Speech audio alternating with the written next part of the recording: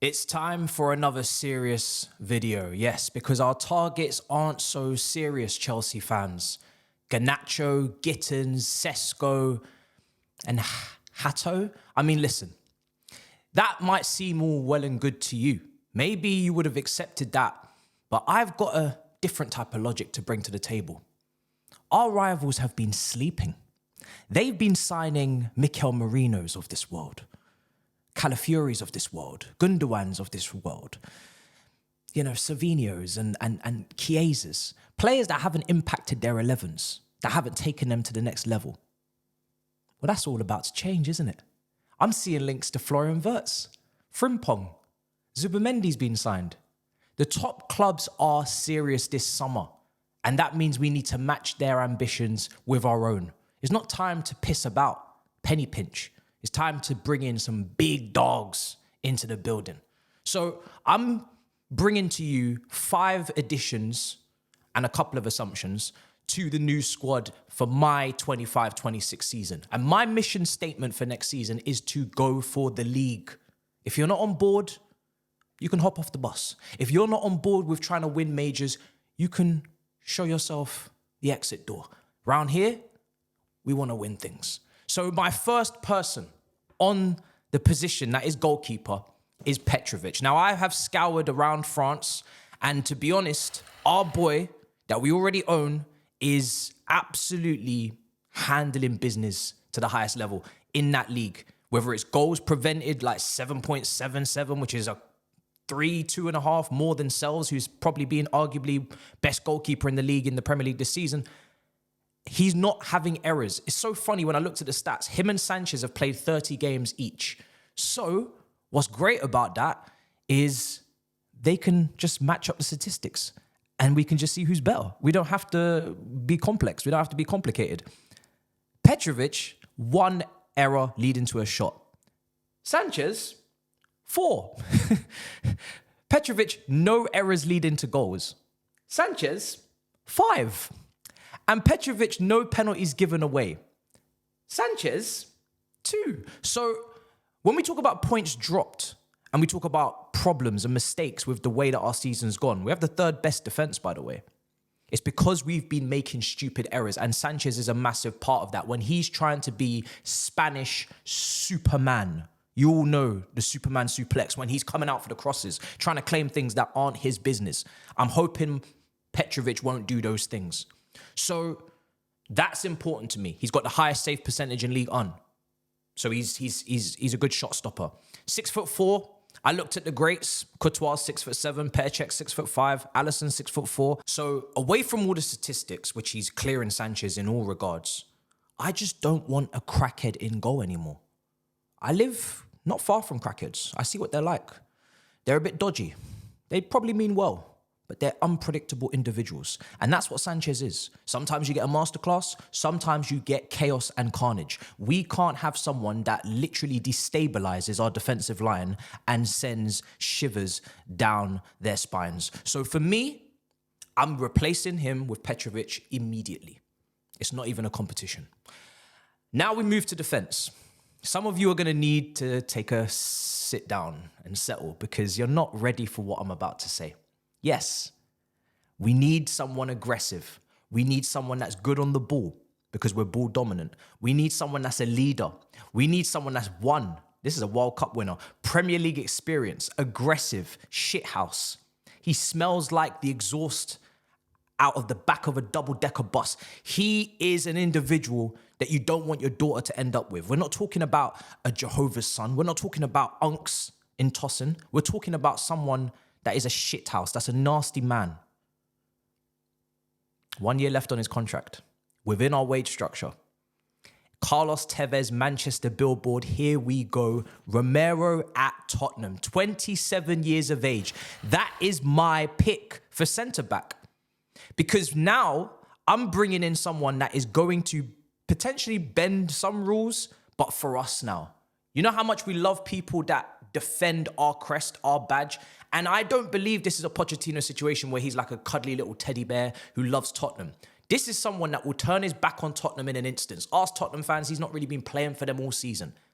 And when you go to the stats, you want someone aerially dominant, 61%, which is more than Mark Gurhey could ever dream of, really, when I look back at his statistics over the season. But that's in a down period. This is Tottenham's worst season on record. They finished 5th last year. The last 2 seasons before this, 69 and 70% aerial dominance, aerial duels won. That's the percentages he's bringing to the table. This is a player that makes sense in regards to what we are lacking, what we need. And I do believe this is a defender that if he's wanted by Atletico Madrid and Diego Simeone, then there must be a reason why. So why are we not interested? Why are we not prepared to make that nasty move like we tried with Luka Modric way back when? For me, I know a lot of you will just be like, that's crazy. He's not good enough. But in my humble opinion, there is gears to go and levels that he will reach once he actually cares again for the club and the crest that he represents. So for me, Romero is in this team. And that's going to shock a lot of you. And you're going to need time and, probably need a glass of water. You're going to be hallucinating. You're going to be huffing and puffing. So that's all fine. Take a break. A word from our sponsor. Yo people, this video is sponsored by FanFest. FanFest is a loyalty platform that unites fan communities from all around the world. This is a platform that is rewarding you at every touch point. You are gaining points for the leaderboard, and that doesn't matter if you're potentially creating a poll, you're writing a thread, you're making predictions, or you're watching a live podcast of your favorite content creator. FanFest is rewarding its users on a weekly and monthly basis, whether that be match day tickets, whether that be merchandise, whether that be fan tokens, live streaming services. FanFest is giving back. And also FanFest is running a big predictions contest until the end of the season. Can you top the leaderboard? I'm getting my match predictions in, as you can see. On a weekly basis, you can win scarves, you can win keychains, but if you top that leaderboard, you can win a retro shirt or your team's current top. So get yourselves involved. You can click the link in the description to make those match predictions, to vote on what the weekly prizes should be. And like I said, if you top the leaderboard, you're sitting pretty. So link is in the description. Let's go. Thank you, FanFest. Much appreciated. So, like I said, that's the type of defender that we're lacking, that Rudiger, rough around the edges, and that complements the Levi Colwells of this world, the mixed race Mandem who would like to learn Spanish like Trent and Bellingham. He will teach you from Argentina. And friends with Enzo Fernandez. So more camaraderie. So listen, it's a great option. You're going to really deep it at some point. When you, like I said, settle yourselves down and stop kind of thinking about the Spurs, you'll get my point very soon if you don't already. Let's move on to the next player. Now, I already made the assumption that Andre Santos will be staying. So welcome into the new 25-26 man squad for the 25-26 man season. Samuel Smith at left back. I've been talking about this kid for a couple of months now. I think he's got a lot of potential. And you know how much I like to remind you about Cobham when it comes to defenders and fullbacks in particular. We produce quite a high volume of quality fullbacks. Lewis Hall, Livramento will probably make their way to Manchester City at some time in the future. It's about time we start understanding that we got food at home. You know, when you wanted a cornetto when you were young and mum said you got chalk ice in the fridge or in the freezer? This is one of those situations. Now, for me, this kid is able to play as a left side centre back. He's done it 5 times, left back 19 times in the under 23s. He's got a good frame to him, kind of like the reversed Achampong. Good on the ball, good at defending out wide, which Levi Colwill isn't, and can back up Kukurea. Give him the experience, the opportunities in the cups, blend him into the team, and you'll probably end up saving a lot of money down the line in seasons to come, instead of spending money on this position, which isn't necessarily going into the 11. Because I've got money to spend later on when we get to the other picks in the forward line where the real investment needs to go for a team that's probably 7th on goals scored, 3rd best defense. I've already improved the defense. I'm not going to do any more spending and splashing. So that is the kid that we're bringing in. And then we're moving to left wing. Now, this is where things get delusional. And this is where you start to laugh and mock me. And that's no problem. But I'm a dreamer. And I need a Brazilian father figure for Esteval and Andre Santos. And I've selected for said role, very important role, Rodrigo at left wing from Ala Madrid. Because Rodrigo, for me, is being disrespected. People think he is inconsistent or he can't contribute. He's not a top player. I disagree. When you look at his statistics at left wing, 12 games this season, 6 goals, 6 assists, 12 G and A. On the right wing, 28 or 29 games played, 7 goals and 4 assists, 11 G and A. So you're already seeing that with less than half the games, he's been more productive on the left. And he can't play on the left for Real Madrid because Vinny's there, because Mbappe likes to pull out there. There's a lack of balance in that front three. They're all trying to do similar things, right? Not round here, partner. Not round here. Rodrigo, this spot is for you. Left wing. I'm tired of Mudryk. Sancho doesn't give me enough end product in front of goal. I need someone who's going to be ruthless. And when I watch Rodrigo's, all of his goals back, most of them come from either the left-hand side or in the box. Instinctive finishing. Fantastic box movement. Fantastic backlift. Shot power. Shot selection. He can really strike it. This guy can really whip it. Really bend it like Beckham. Probably taking it too far. But you get my point. There's definitely a top winger in there. And you just have to almost give him the keys. Cole Palmer's locked out this season, we'd all agree, right? He can't get into the yard. Well, how nice would it be if we had a spare key? If we had a spare key for Rodrigo? Hey, you can go in too. So we're not relying upon one individual. That is what I want for this club. I want there to be multiple players to hang your hat on. And Rodrigo is that level of player. For me, I would bring him in and you're adding goals into the team immediately. And he's even in the top 2% after passes completed. So you're still getting a bit of that Sancho ball retention. And he works his arse off to get back, as we've seen in a 4-4-2 a couple of seasons ago from Ancelotti when he was getting Vinny and Bellingham in the front line. So for me, I want to see it. The wages, don't talk to me about the wages. We need to up our wage structure. If we're going to bring in top players, if we're going to win majors, top honours, we've got to push the wage structure out a little bit. Yes, you're going to have to pay somebody 250k a week, but these players deserve to make that type of money. I'm not asking you to put Havertz on 300k a week like certain clubs. I'm not asking you to put Rashford or I'm asking you to put Rodrigo and my next pick, Osimhen, on these 250 roundabout wages, maybe plus for Osimhen. Now, this pick is a massive 180. I understand. I was a fan of Gyökeres, I still am. I'm not saying I'd turn him down, but I've seen his heading ability, and for me, Gyökeres, it's almost like we can call him gag reflex instead, because he doesn't head the ball like Osimhen. Osimhen heads the ball like he loves the game, like he's in love with the grind.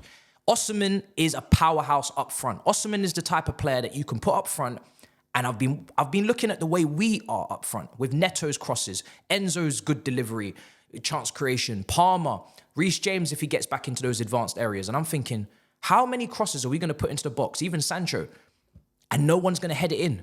No one's going to have the box movement. This guy knows how to be a striker. He focuses on what's going on in the final touch, the final third. We need someone like that. Someone that you can go long to against Newcastle and you can win the aerial duel and you can play from there. Someone that will press and still work hard, and that's shown in his interceptions, his blocks. He does press and he does work his bollocks off to try and get the ball high up the pitch.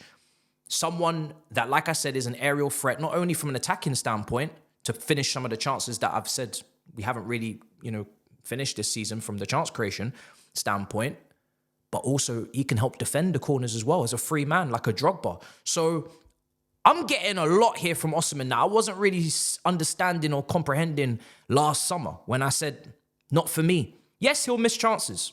Everybody does. But now I'm understanding that the pros are far outweighing the cons. And Gyökeres, I think, has got like 18 penalties scored this season. I think Osimhen's on 8.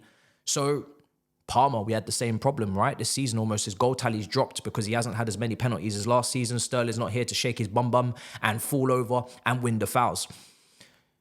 But when it comes down to an all-round striker, I just feel like Osimhen is actually, from a finishing standpoint, he's got more variety to him. I'm getting some overhead kicks. I might even get some scissor kicks. I'm getting everything. Now, Gyökeres, granted, in terms of pulling out wide, maybe connecting the dots, creating for others, superior to Osimhen. But we already have that in Jackson. So why would we double down necessarily? For me, this one makes sense. And it feels like nobody's got this situation under control, maybe because of his camp. Whereas Gyökeres, probably easier to acquire for other clubs. So get him whilst he's available. For me, listen, it is going to mean that our wage budget has to kind of expand a little bit. He's got 33 goals in 38 games, 8 assists. Like I said, 8 are pens, 8 are headers. He's done it in top 5 league before with Serie A. Gyökeres has obviously been in Championship and Portuguese league. I think Osimhen can be a leader. That's the last point I want to make. I feel like he's a big personality, for sure. He's vocal. He's passionate. I feel like this team needs someone at the front line that's going to almost spearhead this attack and say, I am the man. I want to win titles. I've done it before with Napoli. I'm going to do it again. Scudetto, Premier League. Don't be afraid of big personalities in this sport. Don't be afraid to manage. Don't be bringing in kind of players that are soft or introverts. Bring in some cojones. Bring in some bulls. So for me, I'd pick Osimhen up front, and that will be my team, ladies and gentlemen. As you can see on screen, I've made my picks, and for me, that is the type of team that has a balance between experience and youth, that has pace, power, technical ability, aerial ability, set-piece threat, defensively and attacking, and no Bozo Gene in the goal. Let me know what you think in the comments down below. Are you buying what I'm selling? And if you're not, name your price. Ladies and gentlemen, that is my team. Those are my picks. If Chelsea want to do something next season, get serious, sign my players.